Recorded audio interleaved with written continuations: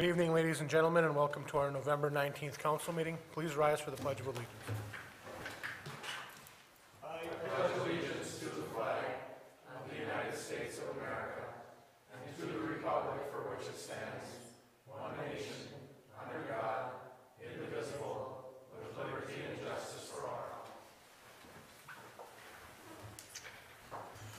Before we enter into our regular meeting this evening, we're having a committee meeting of the whole to discuss the Sturgeon Falls Hydroelectric Facility Recommended Safety Plan. This is the second time this has been brought up for discussion. We also discussed this at the last meeting. Mr. Anderson. Okay, thank you, Mr. Mayor. As you pointed out, this is the second meeting where we brought this under committee meeting of the whole. In your report tonight, we have the updated plan, updated from the last meeting, incorporating some of the comments that were made. Again, there's not a whole lot from staff on this particular meeting. Can answer any or try to answer any questions you might have tonight. The plan is that at our December 3rd council meeting, we'll have a resolution of support that we can then submit the plan to FERC. And again, the genesis of this plan is that from FERC's perspective, that the City Council has reviewed our safety plan and for monitoring and keeping the dam operationally safe, and that you're bought into the program for dam safety.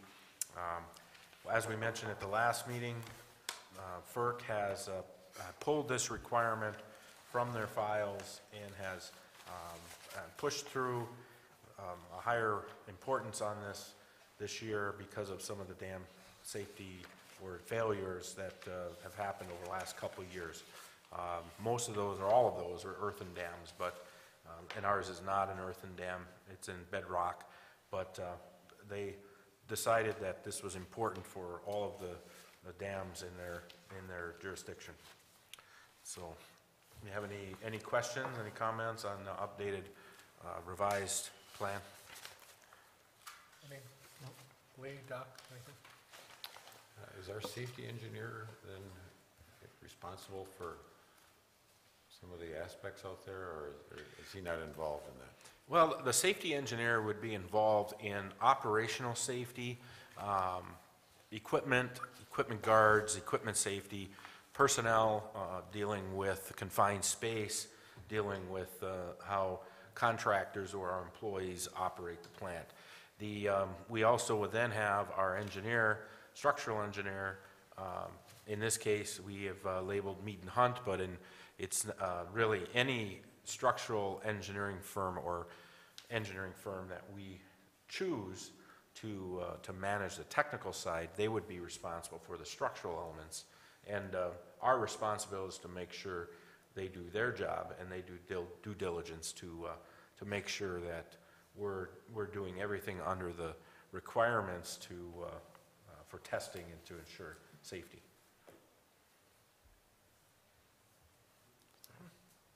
Anything else, Lee? I got one thing here for general information, I guess, so the public knows. The Norway Electric Utility Board, this board consists of 5 members. I don't even know who the 5 members are. I know a couple of them. But could we have that out there as to who the 5 board members are? Yeah, the board members are Chuck Aikner, Bill Roberts, Bob Carlson. I'm trying to remember him now. George Ball is on that committee. Gerald Kaminsky was on that committee, but I think he is now off of that committee. We may be one short then. I think we may be one short, but it's not restricted to 5. You know, that's if we pretty much would take, if you're interested in participating, the members that have sat on that board have had background in that in the electrical field. Yes. But it's really something that you could participate even if you didn't have a hardcore electrical background. I was just saying, maybe we should advertise for another Isn't We- Angie on a it? fifth member. Isn't Angie? Oh, Edgy Ball, yes, he's on So it. there is 5 then? Yes. Okay. I'm trying to remember if Bob resigned. a few I know years he ago. was on there at one He time. was on there, but I know. think he might have pulled back. But, yeah, I think that if somebody was interested, we put that, I think we typically put that out every year as one of the boards. That could be, but I just don't Yeah. remember seeing it out there as Yeah. needing people or wanting people, that's all. Well, it can run as little as 3, there's more, as many as 9. I mean, it could be, you know, it's an advisory board, so there really isn't a hardcore number like a set of bylaws which says we have this specific number. So we just advertise in it generally, if anybody's interested in that, they can serve on Well, it. I know like Chuck and Bill, they've got extensive Right. electrical background. And we've been fortunate at the people that have served on that board and have been great assets to our operations and for advisory capacity. Anything else? Anybody from the public have any comments? Okay. Mary, roll call.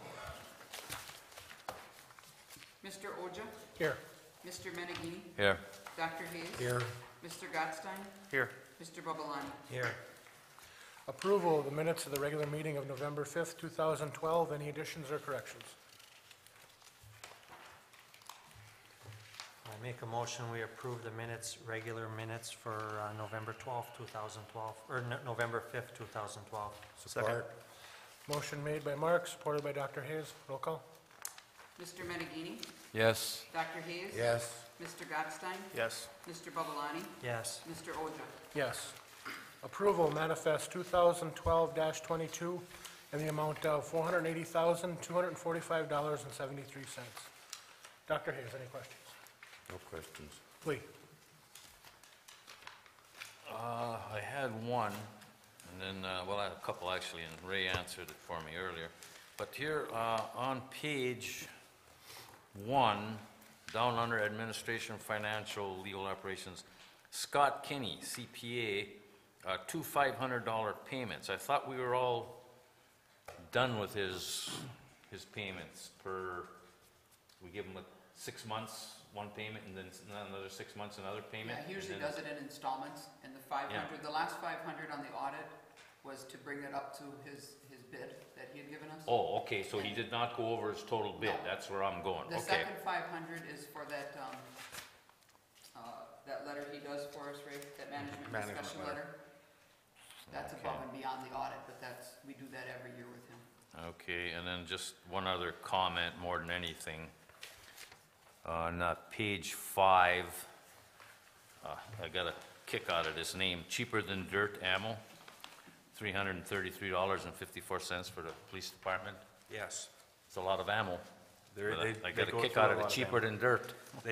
They go through a lot of ammo. There's a large requirement of, I have no problem with that, I have no problem with that. you just like the name. Yeah. Okay. Mark? I got one on page 8. Professional services Pro Clean for $3664.72. It says that there was an insurance claim, I didn't hear nothing. It was out Well, of that's the at the golf course? Yeah. Yes.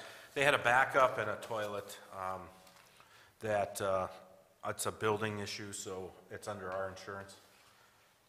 So we had to get, they had to get somebody in to clean, get it all cleaned up. That's a lot of cleaning. It was a lot of cleaning. $3,600. Yeah, it was a mess. Been a mess. Okay. That's all I have. Chris? I had the same question as Mark, that's all I have. And I don't have any additional questions, so looking for a motion to approve manifest 2012-22. I'll make a motion, we approve manifest 2012-22 in the amount of $480,245.73. Support. Motion made by Lee, supported by Mark. Roll call. Dr. Hayes, Yes. Mr. Gottstein, Yes. Mr. Babalani, Yes. Mr. Oja, Yes. Mr. Menegini. Yes. Does anyone from the audience wish to come up and address the council on any agenda items? If you do, you have 5 minutes. Please state your name and address.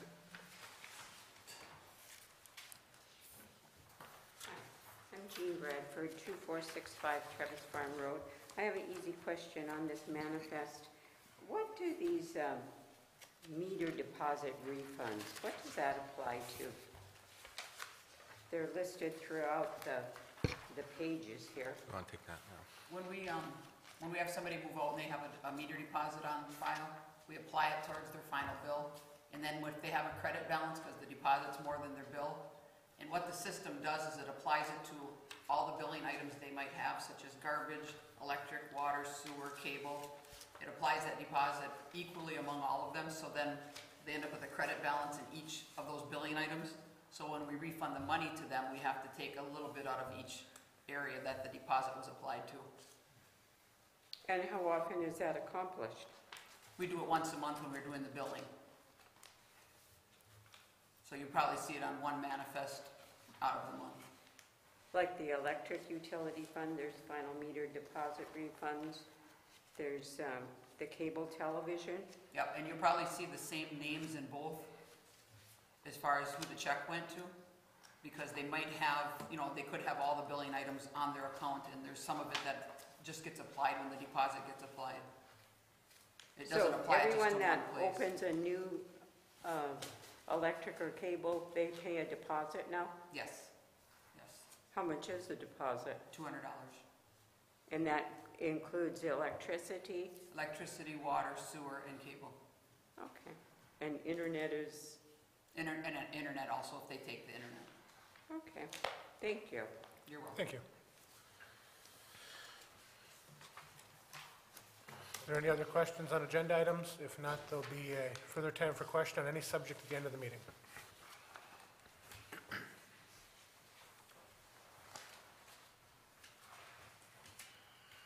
Albert Goodrow, 118 West 11th Avenue. I'm not satisfied with that 11th Avenue over yet. It's still full of rocks. You can't drive on it.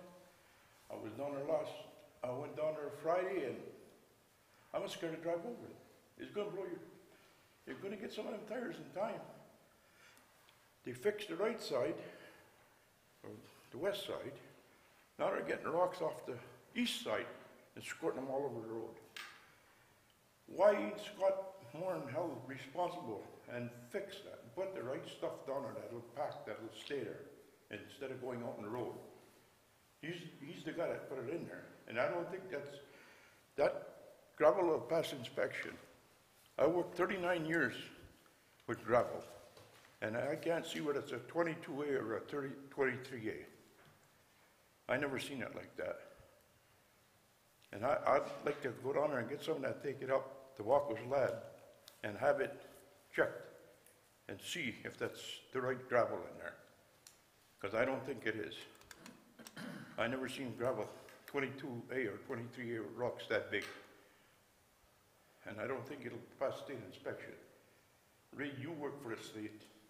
You know what 23 and 22A gravel is. Yeah, we had this conversation, we've had this conversation about pulling that and testing it, and I remember you came to the DDA and we talked about it. It's months and months and it keeps going. Right. Right, but you went out with Bruce, right, and you guys looked at a number of different areas. Yes, and Right. I told Bruce that we went over and we picked it up and we both looked at it and I told him right out, I says, I don't see where this is 22 or 23A gravel. And I said, I'd like to take some of it up and get it checked. And he agreed. He said, it don't look right. But I talked to Joe, and Joe said he talked to Moran, and Moran said he would put the right stuff in there. Why don't they put it in there? What are they waiting for? For us to buy tires? I blew one out, $130. I can't afford to blow out my tires every week. They're $130 a piece. Ray, I know we did some changes so the trucks wouldn't cut the one side. Yeah, Are they on the cutting the west other side. Are they cutting the east side now? I guess you're saying they're cutting the east side now?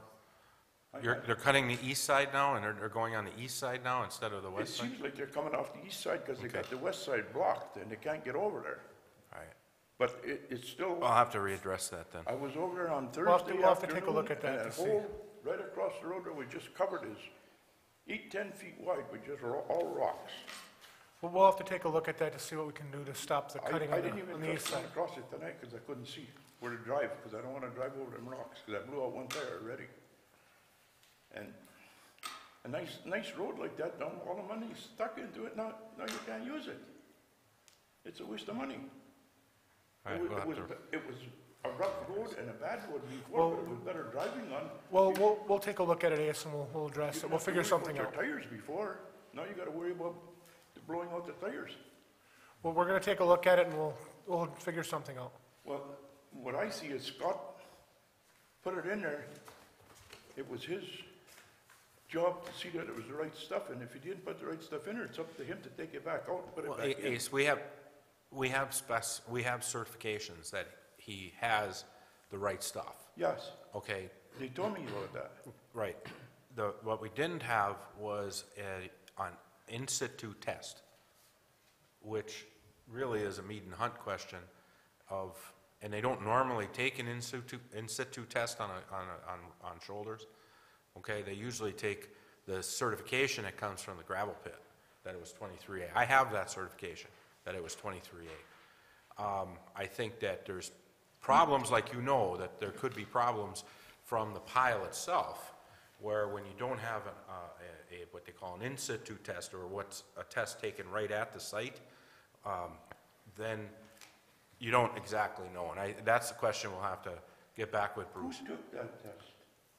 Well, that's a certified pile. It has a certified 23A. Yeah, but who cert. certified it in the first place? Who tested it? to see? I don't know right offhand. I mean, I'd have to look at the certification.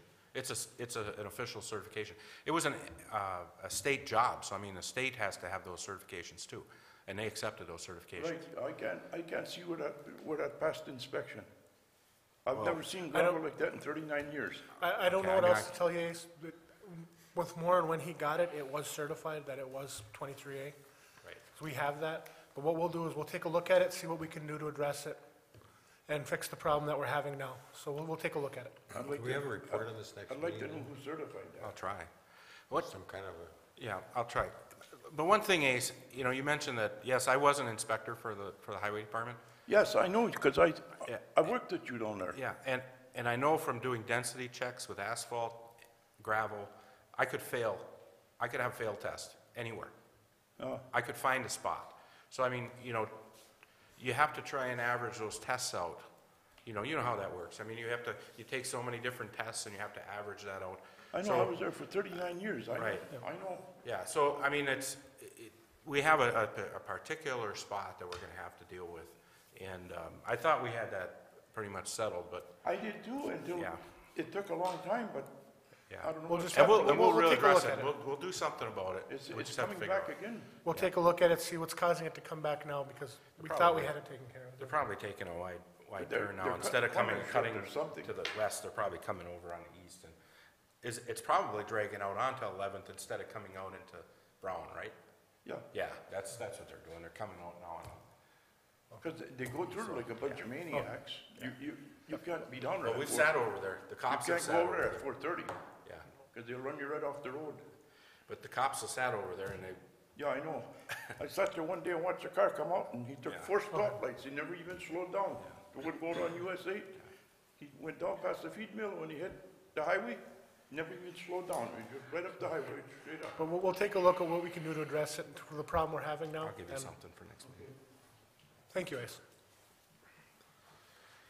Okay, we got 2 items on communications for this evening. The first is approval, Dickinson Area Partnership Annual Dues. Mr. Anderson. Okay, thank you, Mr. Mayor. This, normally I just run the invoice through the manifest, but because this is an issue that we had last year, the last couple of years, and this spring, council was very specific about us having a meeting, having a conference with the partnership, and having a discussion about the due structure, the amount and the due structure. I felt like we needed to have this on the agenda. We did have a meeting with members of the partnership and fully vetted out, I think from our perspective, our issues with the $4,000 or $5,000. Originally, it was $5,000. Their board had decided this year, because of with economics, that they were going to lower from $5,000 to $4,000. This is still the same amount that all of the municipalities, Iron Mountain, Kingsford, and Brighton Township pay. So that did not solve the question that you had about having a variable type of rate based on some kind of a factor such as SEV or population. That was something, again, that we talked about in the meeting. Because of, what I did was I asked Jeremy to host the meeting with them, and Lee also came to the meeting. So we didn't have 3 council members because we didn't want to have a public meeting. If we had 3, we would have had to post it. What we did was we said, let's do 2. We've done that in the past.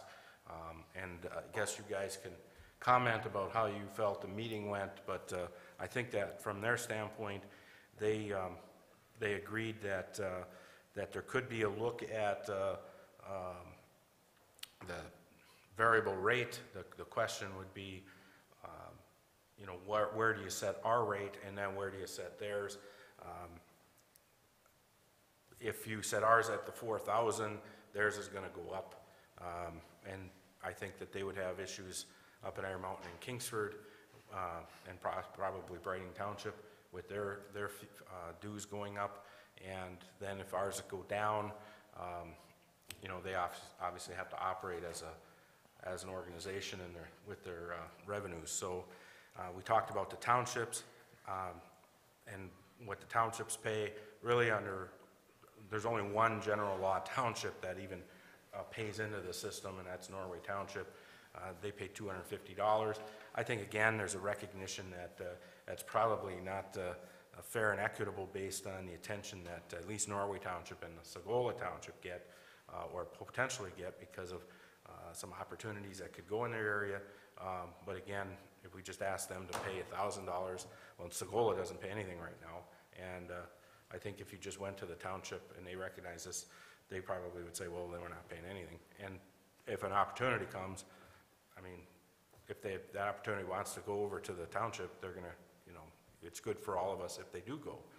So that's kind of a tough issue, but I think we recognize that we're going to have to deal with that in some way. One of the things that I threw out early on, not at this meeting, but earlier in the year, is if they really wanted to solve the problem, if you take the amount that between the municipalities, which is $16,000, and you throw in another $4,000 from the county, that's $20,000. If they would just run a general tax across the county, it would be less. I think I ran the numbers on that. It would be less than 0.001 mils to do that. So I mean, it would be very negligible to do it that way. Then everybody across the county is paying for economic development. But the county board did not sound interested. Actually, it wasn't the whole county board. It was just a few members that were involved in the conversation. We're not really that thrilled with having that put out there on a referendum. But I guess that's open for discussion. Our invoice is for $4,000 for the coming up year, and it's our recommendation that we pay the invoice and continue to work with them. At the meeting, Lee and I both argued the council's concern. I know, Mark, you had a lot of concerns on it. Lee had a lot of concerns when we discussed it in budget and last year. We argued the point that we thought that there should be some form of separation. It's us, Iron Mountain, Kingsford. And they did agree to take a look at that and try to see if they can come up with something. They should have been looking at that for the last year. I understand that, but we got a commitment from them that they would at least look at it this year. Well, I think we suggested it a long time ago, and I think that we don't get as much benefit as we should versus what Iron Mountain, Kingsford, or Iron Mountain, Kingsford for sure get. And I would like to see us pay $2,500 because we don't get the benefit that they get, and like we talked about before. And I don't think we should pay that kind of money. Well, and we discussed that with them, that we felt we weren't getting the same benefit. Well, what I'm looking at with this is, what we have to look at, do we get $4,000 worth of benefit? And I think we do, just for what they can bring in, and if they bring jobs into somewhere in the county, it could benefit Norway, with people living here, or shopping here, whatever. Trickle-down theory. Yeah, well, kinda, yeah, and so, Iron Mountain gets more benefit, in my opinion. Iron Mountain, Riding Township especially, get more benefit. But the way I have to look at it is, for me personally, do we get the $4,000 worth of benefit? That I think we do. I probably did more talking than anybody there, and I pretty much, the gentleman on your left there, Jeremy, I forget what his name was, he pretty much promised that they would, not Jay, he pretty much promised that they would look at a new formula. That was Tony Edelbeck from Oh, okay. King's. Yeah. You know, but we asked them, how long ago did we ask them for that? Well, I think something's gonna happen this time around, and like Jeremy said too, do we get $4,000 worth out of it? Yes. Even if something does go into Iron Mountain, if it means one more job in Norway, or 2 jobs in Norway, or even somebody living in Norway, working up there that might rent an apartment building, it comes down to about $1.50 a person for the city. Again, I disagree wholeheartedly with the formula they have, but for roughly the 2,700 people, $4,000, that's $1.50 per person for the city for the year. And I don't like a lot of this, but I'd hate to see this partnership thing go down. And if we start pulling an Iron Mountain stunt, I think we may have a problem. I think, you know, I can understand, I mean, I started talking to them early in the year about it, but I think they spent a lot of their energy with Iron Mountain, because Iron Mountain just flat out pulled out. I mean, they weren't paying their bill, and so they spent a lot of time during that. If Iron Mountain if they didn't have to deal with that, I think they would have been dealing with the questions that we had on the table. That's still not really good though, because Iron Mountain said, Iron Mountain wasn't giving them any benefit, and they're still putting their time into Iron Mountain, which was our argument from the beginning, that they put too much effort there, not here. But, like I said, I agree with you. I think there should be something where they're getting more benefit, they should be paying more. What benefit have we gotten, other than the indirect, someone might live here that works up in Iron Mountain? Well, there's a number of calls, opportunities that I get involved with, potential opportunities, and it comes from Bruce at the partnership. He'll give me a call, hey, do you have this, do you have that? Well, I have somebody that's, you know, looking or needing a certain type of building, or green space, or, you know, some type of function. The problem, if we were to try and do it on our own, is those companies aren't calling the small communities, you know, and they're not finding those opportunities that we may actually have for them, whether it's vacant buildings or you know, green space. And we have a few opportunities that way, depending on the right. Can you right list person. a benefit, or just asking, has there been any benefit, other than some potential? We might have an empty building that somebody might look at that we can't tell about. Is there something that actually happened through there that has helped us? Yeah, he worked with me with Loadmaster. Bruce worked very closely with me, with Dave over at Loadmaster, for some of the work that's being, some expansions that are going on there. Bruce also worked with We Energies on our behalf, you know, in that power line issue with Loadmaster. He was helping Dave as well as us. So that's a very direct benefit. He did help me out with Milwaukee Broach, you know, and some of the phone calls I was making back and forth. In fact, I probably worked with Bruce more than I did with the state on that particular project. So he helped me out with that one. Again, you know, some of these potential opportunities, yeah, they're not here yet, but they're still out there. They're not, oh, they've gone somewhere else. I mean, we've got a couple that are still there looking at us, and it's really timing now on the company standpoint. So those are, you know, I gave you a couple direct ones. He's worked with us on some of the additions Kaiser's made internally. You know, so we've worked, and he helps me bridge the gap with the state, especially Michigan, the job force. You know, some of the training that the employers get, potential training that's out there. We have one of the key resources that we need in our community, and this is not just Norway, it's Dickinson County-wide, welders. You know, and we have two of the top, probably the top employers in the county when in dealing with welding, between Loadmaster and Kaiser. And there's a shortage of welders, there's a shortage of training centers for welders, so that's a direct benefit that we're trying to get with the partnership on getting that established, whether it's with Bay College or some kind of function. So.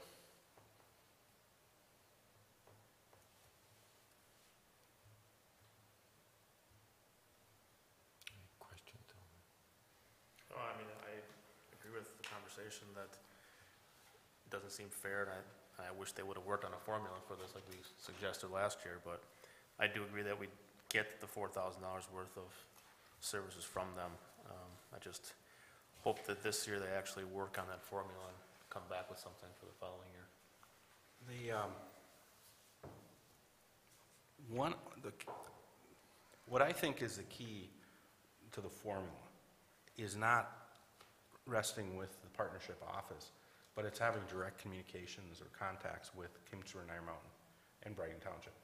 Because if we can have those conversations, if I have those conversations directly with them and say, look, explain to me why we should be paying as much as you. I mean, a partnership, you know, they're looking at, especially at the amount of revenue that they need to operate. And then they're working on the issues that I was talking about. If Iron Mountain, say we stayed at 4,000 and say Iron Mountain went up to 6,000 or 7,000, if they understood that that was equitable, the partnership's going to say, okay, we'll take $7,000. But if the partnership says, okay, the board says, okay, we have this rate that we think is equitable, and then they give Iron Mountain a bill for $7,000, they balked at $4,000. You know, so then they're back arguing with them and Kingsford, and I think Kingsford's probably going to be easier to deal with. Kingsford's really sold on, you know, there's very little argument about the involvement and the amount. The Brighton Township probably would have an issue. They're having an issue with the $4,000. So, you know, you look at, I mean, that maybe is another good example. I mean, if they're having an issue at 4,000 and you have, they have more people, they have a higher SEV. So what formula are we going to make that doesn't make them pay more? I mean, we're going to pay less. If we pay less and they pay the same, they may not balk at it, but then the partnership's going to have to look at its books and say, can we afford for Norway to only pay $2,000? Yeah, but then they should go after some of the townships. But Because some of the townships, I mean, you got Segola up there that got LP, and they're a big employer. I agree, but if they don't agree to pay anything, and we say, well, screw it, we're not going to even talk with you, and somebody comes in and says, well, we got 500 potential jobs at LP and for this offshoot business, and we need your help. Where are those people coming from? They're going to come from Norway, Iron Mountain, Kingsford, Brighton Township. We're going to help them. You know, I mean, that's just, and they know. Yeah, I know they're and gonna they know. help them, but I mean, they should pay something, and, you know. I agree with you. That's why I thought I was pretty clever with telling the county, put it to a vote.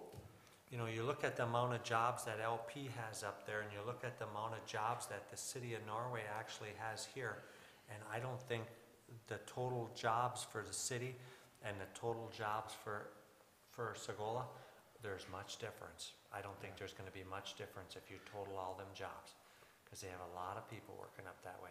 Yeah, and I agree with you. It's what leverage I do mean, we you have look to at get them to Minrick agree to Logging, that? Minrick Logging's got all that Right. other stuff going on up there also, so I mean, they got a lot of people there working. And I think the amount of people that are up that way probably equals the amount we have in Norway working. I agree, the most equitable thing would be to put make it a minuscule tax on everybody and let people vote on it whether they want it. Right, and you could even take, if it's, say it's .05 mils, all right? I mean, you could even take and, you know, if that accounts for, you know, X amount of dollars from our taxpayers, we'd be money ahead to take and lower our general tax rate by the amount of that tax, because we're paying $4,000, and with the amount of residents we have, that's gonna be less than $4,000. So, I can't see how it wouldn't pass, because you explain it to all the cities, explain it that way, you know, that, Well, as long as you say that you're gonna lower the tax to cover it. well, you we'd be gotta money have ahead that in the general fund to do it that way. Well, for us, for the city, it would be our benefit to do it that way, to, okay, if this passes, we're dropping ours to match. Right, and then the township folks would be paying their fair share. And I hate to use that buzzword right now after the election, but that's pretty much what it would come down to. So, it might be something to push on the county to consider, because then you don't have Iron Mountain, Kingsford, Norway, and Brighton Township squabbling at each other about a fair, equitable calculation. Well, And we don't have to worry about people. You also taking don't advantage have the four of us carrying everybody else, the rest of the town, rest of the county. So, That might be another possible solution. I like Mark's suggestion, I make a motion, we approve $2,500 I'll for support it. partnership. okay, motion to pay $2,500 by Dr. Hayes, supported by Mark. Roll call? Mr. Gottstein, No. Mr. Babalani, Yes. Mr. Oja, No. Mr. Menegini, No. Dr. Hayes, Yes? Okay, is there any other motion? Well, I'll make a motion that we approve the Dickinson Area Partnership annual dues of $4,000. Is there a Second. Motion made by Lee, supported by Chris. Roll call? Mr. Babalani, No. No. Mr. Oja, Yes. Mr. Menegini, Yes. Dr. Hayes, No? Mr. Gottstein. Yes. Okay. But, and just stay on them, Ray, about keeping, that they're looking at that formula, coming up with some other way. Okay. Just make sure you stay on them. 'Cause I know they had said they were gonna be doing that in the last year, and they haven't really. They did seem, at our meeting, they did seem committed to at least looking. I think we should possibly have put in a motion that we're not gonna be involved next year if they don't. We'll have to decide that when we get to next year. 'Cause we can always decide then to, Yeah, you And can't then make they a would. decision ahead of time for, who knows what the council is gonna be composed of next year. but- okay, the last item on the agenda is Resolution 2012-29, vacate right-of-way Wendell's First Edition. Mr. Anderson. Okay, thank you, Mr. Mayor. This particular section of town is, this is involving our Red Dam properties, property question that came up concerning, there's a couple of alleys that were failed to be vacated. It's the area over by Strawberry Lake, just to the north of Strawberry Lake. It's lots and blocks, 2829 Wendell's First Edition.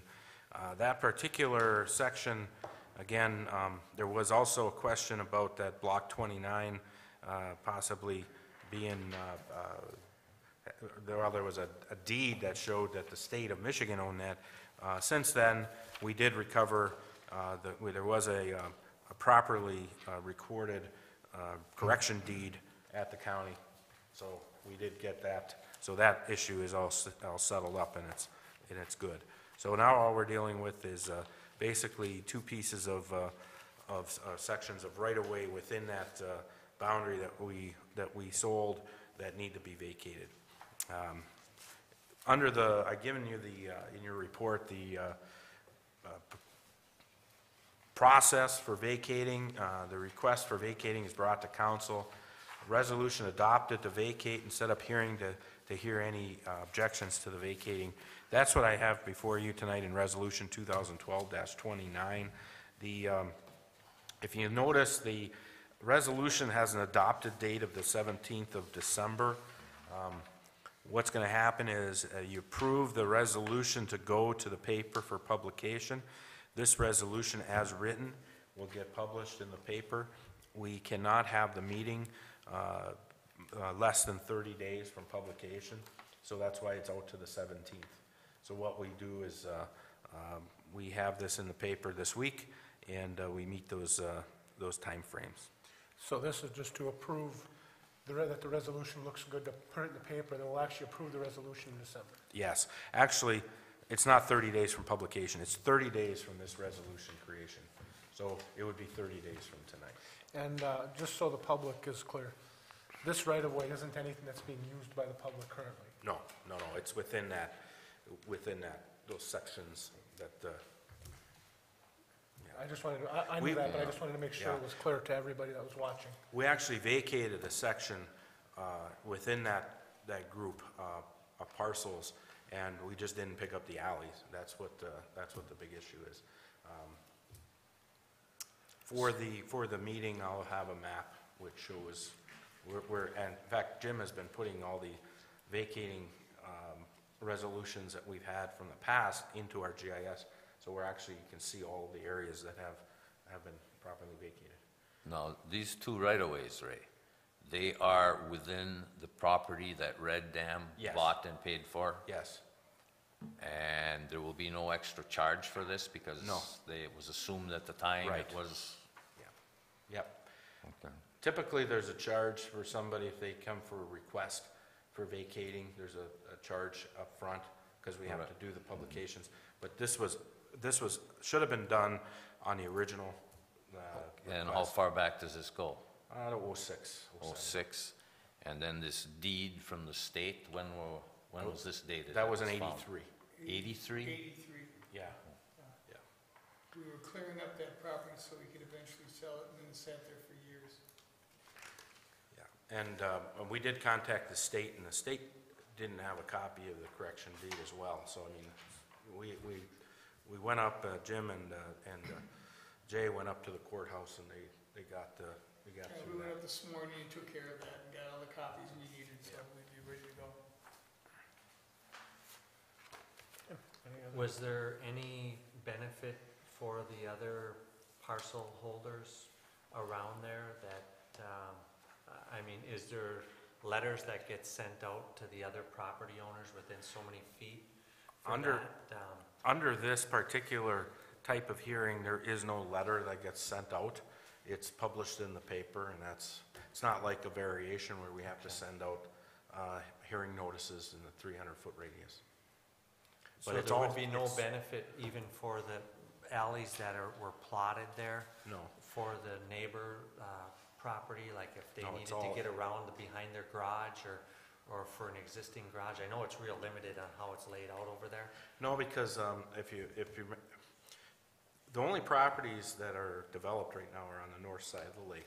Okay, Yeah. there's three homes or so there. The first house, actually, it has that fence that goes up the side of the hill. Yeah. So Not- there's no access back there anyway.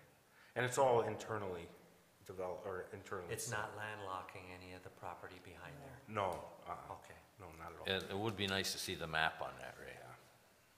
I'll have that map for the next meeting.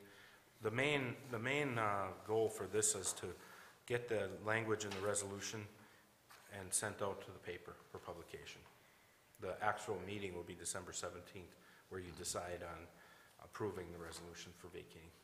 You're not Just- approving the vacating Just so we're tonight. not landlocking anybody Right. that's behind there. Well, I'll have a GIS map which shows that specifically, The streets and you can see all that. East, west, and east. And West, and north, the south. 17th is when we do the public hearing, so if Yes. anybody from the public wants to come and comment on it, that would be the date that we do that. I make a motion, we put resolution 2012-19 to vacate the right-of-way for the Wendell's First Edition, 29. or excuse me, -29, yeah. Support. Motion made by Mark, supported by Lee. Roll call? Mr. Oja, Yes. Mr. Menegini, Yes. Dr. Hayes, Yes? Mr. Gottstein, Yes. Mr. Babalani. Yes.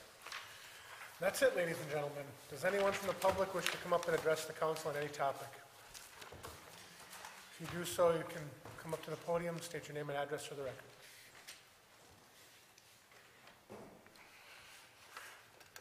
Bradford, 2465 Travis Farm Road. I'm looking at your manifest on page 4, under winter maintenance, 10 loads of winter sand, 11/18/2012, $497.90.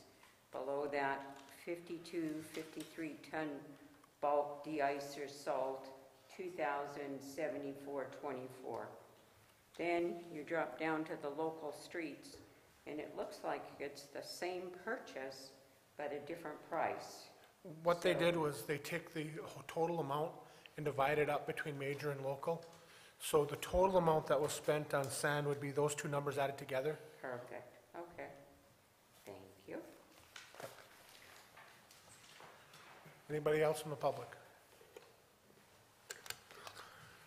Chris? The only question I had was for Joe, and kind of wondering what the status was on our sewer project, if we were gonna be doing any of the smaller parts of that project this winter, or if we're gonna hold off on everything till spring. You talking about the small project that we have, that energy efficiency project?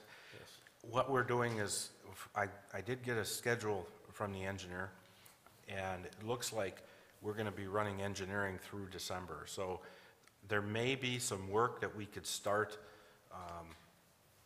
well, we'll start it as soon as we can. There's some internal work that we could probably do, but by the time we get to bidding, it'll probably be March. Okay. You know, when you really get to that point. So, but we'll get that work started as soon as we can. And I'll try to push their schedule as much as I can to get them to not delay on sending us drawings and getting approvals. Yeah, if we were to get going on it as soon as possible, to start seeing Yeah. some of those savings that we had. Yeah, I want to do that. I want to get them going. Okay. That's the only thing I have. Wish everybody a happy Thanksgiving and a safe holiday travels if you're traveling. Mark? I got one here about the trash cans. I know I've talked to, I don't know if I talked to Ray, but I talked to somebody down here. Up at the Norway Spring, I'm a firm believer that the trash cans should stay there as long as the spring is open, because people do throw jugs there.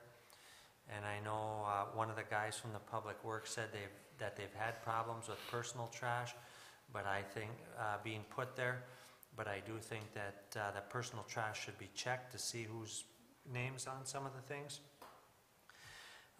I fill up jugs there all the time, and there's garbage all over the ground steady. As long as people are stopping there, there's garbage on the ground. And pulling the cans away while the spring is running is foolish.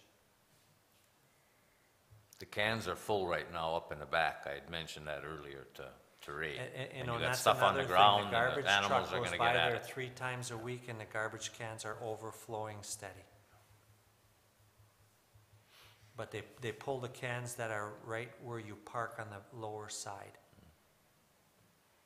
There's still people driving across the lawn to fill their jugs up there. They're parked there all the time. Well, I do want to try and do something about the illegal dumping that's going on there with the household waste. You know, so we're gonna have to try and figure out how to try and curb that. Well, we had trouble down at the Public Works with the recycling, and that was solved. It was just kind of a misunderstanding. There was an older gentleman that put some stuff in the wrong bin or whatever, and I just think that pulling the cans is not the right thing. That's all I have. Dr. Hayes?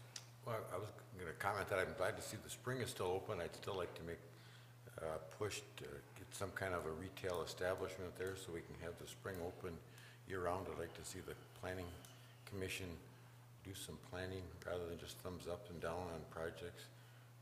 I'd like to see local investors, perhaps maybe the people in the city, come up with some ideas. I'd like to see that spring open year-round.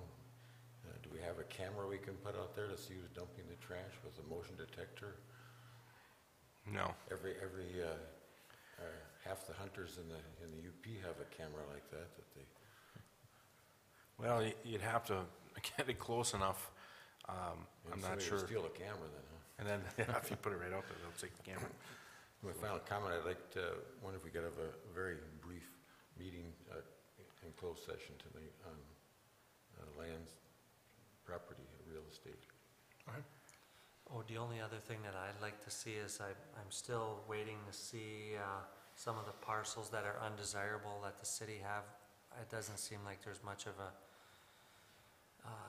foot forward to get rid of these parcels, so we don't have to maintain them in the summertime. Was discussed quite a few months ago. Lee, or Dr. Hayes, anything else? Lee. No, just the garbage can issue up at the spring.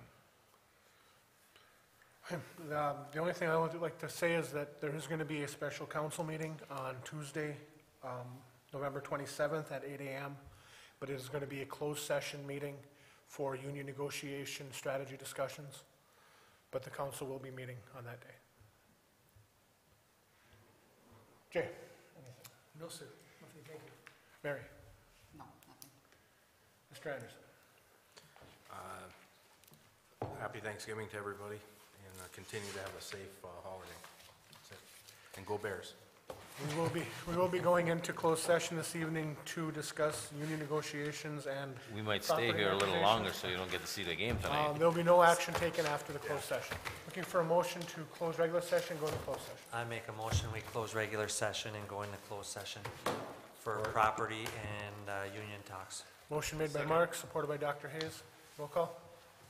Mr. Menegini? Yes. Dr. Hayes? Yes. Mr. Gotstein? Yes. Mr. Babalani? Yes. Mr. Oja? Yes. Thank you, everyone.